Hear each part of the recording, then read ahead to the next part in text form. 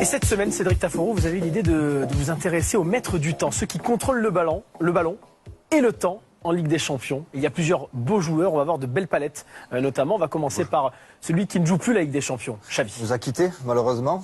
Avant cela, il y a peut-être une maxime, une phrase de Johan Cruyff Oui. qui résume peut-être ce que vous allez nous montrer.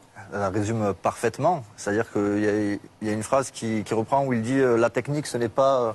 Savoir faire mille jongles, on la voit, on peut la lire là. C'est savoir passer la balle à la bonne vitesse, au bon endroit, au bon moment. Au bon moment. La passe.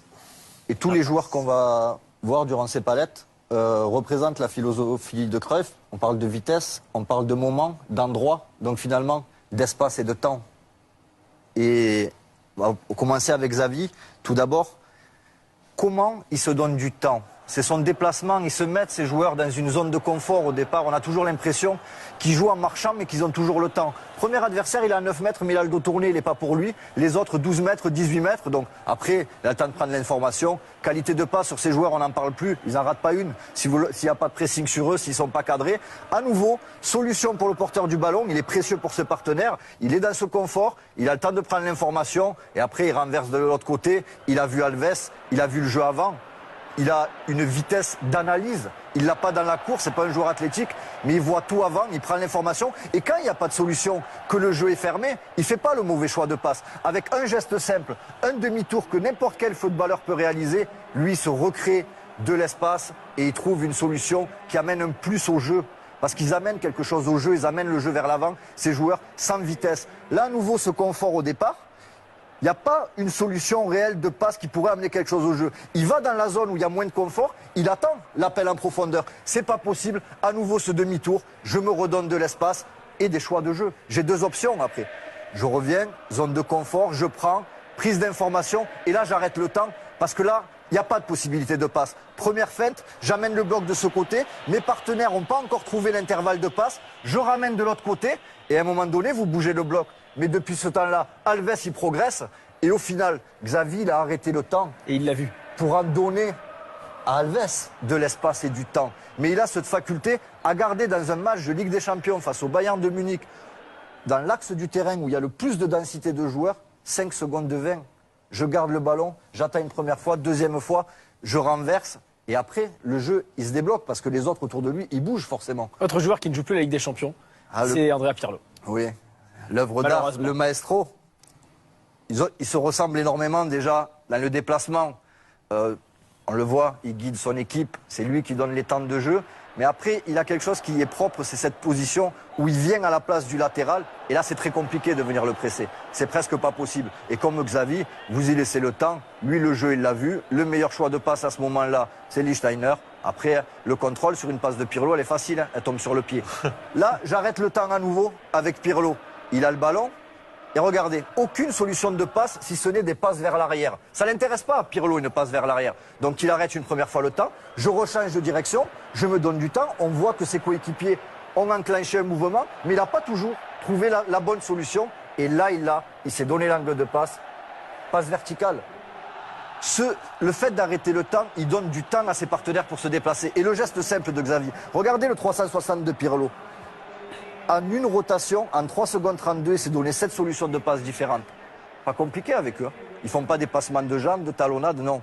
Je tourne sur moi-même et derrière, je me suis offert 7 solutions en 3 secondes. Après, la phrase de Johan Cruyff, elle est résumée par cette action.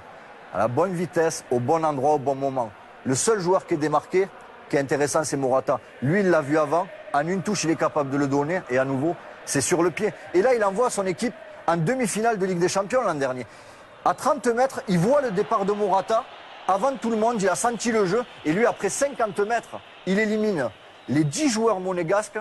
Et à la sortie, c'est penalty. Et ils sont en demi-finale de Ligue des Champions sur une passe de 50 mètres qui élimine 10 joueurs juste parce qu'il a analysé le jeu avant. Il y a la vitesse de course. Pour certains, on parle souvent de vitesse dans le football de course. Là, c'est la vitesse d'analyse. Ces joueurs, ils se mettent dans un confort pour avoir le temps de voir, mais après, ils voient vite et réaliser le geste technique, c'est le plus simple pour eux. Alors, des caractéristiques similaires, hein, Xavi, Pirlo, Iniesta, qui n'ont pas des physiques impressionnants, hein, ne sont pas des machines de guerre sur un terrain. Et là, Iniesta. Et là, c'est un peu différent. Pirlo, Xavi a arrêté le temps. Iniesta, il se met aussi dans les bonnes dispositions, hein, parce qu'il est intelligent. Mais après, lui, il accélère le temps. il gagne des mètres pour donner de l'espace et du temps à ses partenaires. Il a pris le ballon, il a gagné 36 mètres, 45 à la fin, et à la sortie, il a donné une possibilité de but à Neymar par sa course et sa percussion. Il a besoin de moins d'espace que Xavier Pirlo, parce qu'après, il a la qualité technique, et sur les premiers mètres, et sur le premier contrôle, il vous fait mal. Celle-là, il l'adore, c'est cet extérieur du pied.